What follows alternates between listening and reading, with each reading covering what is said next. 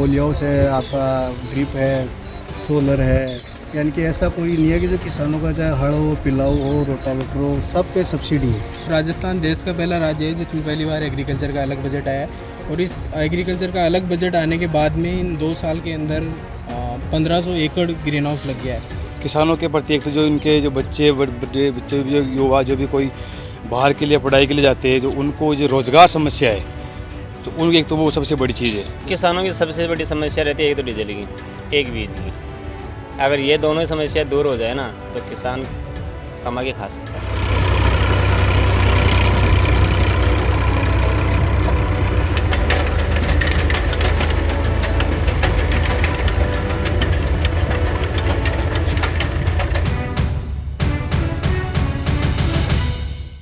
राजस्थान के विधानसभा चुनाव में किसानों के क्या मुद्दे हैं, क्या मत हैं उनके और किस तरफ वो जाने वाले हैं, ये हम जानने के लिए आ गए हैं जयपुर का वो इलाका जो कि मिनी इजराइल कहलाता है। यहाँ की खेती जो है वो सिर्फ राजस्थान नहीं कि बल्कि भारत में सबसे अलग है। तो वहाँ किसान क्या कहते हैं थोड़ा महत्वपूर्ण हो जाता है। तो कुछ किसान साथी हमारे साथ हैं।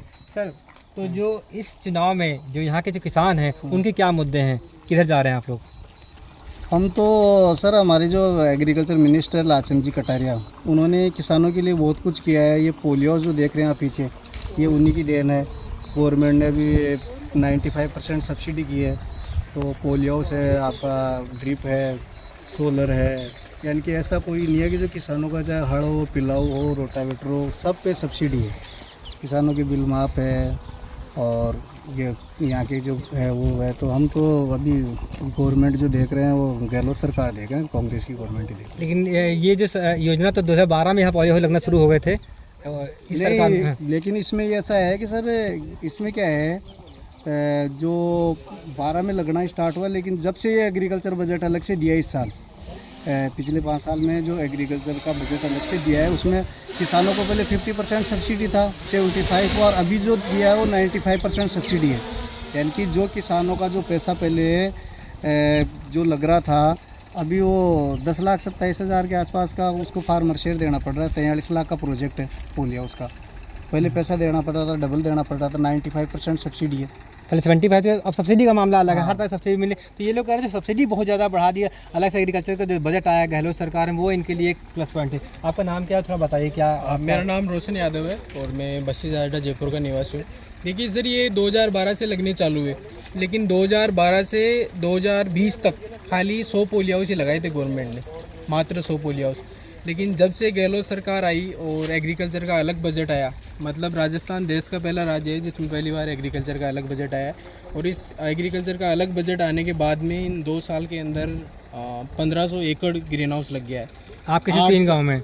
हाँ, नहीं, पूरे राजस्थान का बता रहा हूँ। हमारे 3 गांव के अंदर 450 एकड़ ग्रीन हाउस लगाया गया गवर्नमेंट के द्वारा गत 2 वर्षों के अंदर, जबकि पहले 8 साल में ही 100 पोलियो हाउस लगे थे। लेकिन एक अलग बजट आने की वजह से शायद एग्जैक्ट पता नहीं है, लेकिन मेरे को अराउंड 400 करोड़ रुपए खाली प्रोटेक्टेड कल्टीवेशन को दिए गए हैं गवर्नमेंट द्वारा। तो ये बहुत अच्छी बात है। और जो आज ये खुशहाल एरिया देख रहे हो हमारे आसपास में आप, ये ग्रीन हाउस ही ग्रीन हाउस, ये 2 साल 3 साल में ज़्यादा बढ़ा है और ये सब गवर्नमेंट की देन है। इसके अंदर किसानों को अच्छी खासी सब्सिडी मिली है और पूरा सपोर्ट मिला है गवर्नमेंट का। खाली सब्सिडी नहीं, प्लांटेशन में भी पूरा सपोर्ट। ये वो लोग हैं जो ग्रीन हाउस में प्रोटेक्टेड कल्टीवेशन करते हैं। उनके हिसाब से इस सरकार में आने के बाद बहुत सारा बदलाव आया है, इसलिए इनका मत है कि सरकार रिपीट हो तो इनके लिए और फ़ायदेमंद होगा। भैया, आप कुछ कह रहे थे, क्या नाम है आपका? नमस्कार, मेरा नाम अशोक कुमार जाट है। जी, क्या आपके लिए आपकी समस्या क्या है और मुद्दा क्या है? इस चुनाव में किस आधार पर आप वोट डालेंगे? ये हमारे कृषि कार्यों को लेकर कांग्रेस का काफ़ी सपोर्ट किया है।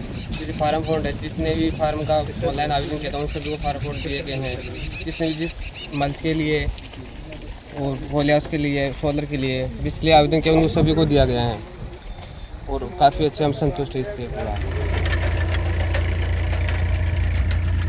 हमारा गांव जो बसेड़िया, जो एक मिनी इजराइल के नाम से जाना जाता है, छोटी मिनी इजराइल, तो इजराइल से जो हमारी जो खेती होती है वहीं से जो तकनीक लाई हुई है यहाँ पे, तो उसको जो किसान ने उसकी टेक्निक लिख करके यहाँ पे जो उसको मिनी इजराइल, छोटी मिनी इजराइल के नाम से विख्यात किया है।